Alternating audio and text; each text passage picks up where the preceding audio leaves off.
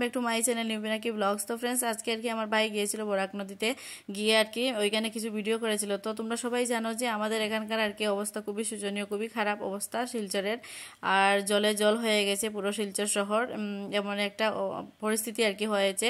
তো ভাই এখানে গিয়ে আর কি কিছু ভিডিও ফুটেজ তুলেছিল, তো এই ভিডিওগুলো তোমাদের সঙ্গে আমি শেয়ার করছি, তো তোমরা ভিডিওগুলো দেখে নাও। তো দেখো বন্ধুরা, আমরা বরাক নদী কিরকম জলের স্তর দেখো, একদম বড়িয়া জল, একদম ওভারফ্লো মারে। আর এটা হলো দিনের বেলা ভিডিও করছিলাম, তো এটা ওখানে যেখানে মানুষ দাঁড়ানি দেখা সব এটা জায়গা বর্তমানে পুরা ওভারফ্লো ইয়া চলে। আর মানে মানুষের দিনের বেলা এখানে বেজান মানুষ আইসে দাঁড়াইয়া দেখের ভিডিও করে।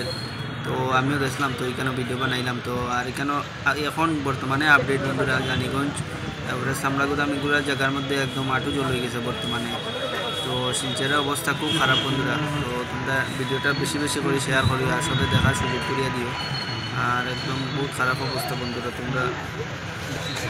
তোমরা বিনা দরকারে করতেই বেরিয়েও না, খুব খারাপ অবস্থা চলে বন্ধুরা। আর আমরা সুইচ গেটের এখানেও দিনের বেলা কইছিল, সকালবেলা কইছে জল ঢুকে, তো দুপুর দিকে মানে বন্ধ করছে তারা দিয়া বস্তা দিয়ে। তো এখন আপাতত জল ঢুকে না, তো অন্যদিকে হয়তো ঢুকের জল। তো সাবধানে থাকিও তোমরা সব। আর এখানে তো অন্নপূর্ণা ঘাটও খুব বেশি জলের অবস্থা খারাপ, বিপদ সীমা তো হালকেই ক্রস করে লিয়েছে। তো বন্ধুরা, যেটা খবর পাইলাম মানে ফলমঞ্জেও জলের অবস্থা খুব খারাপ চলে।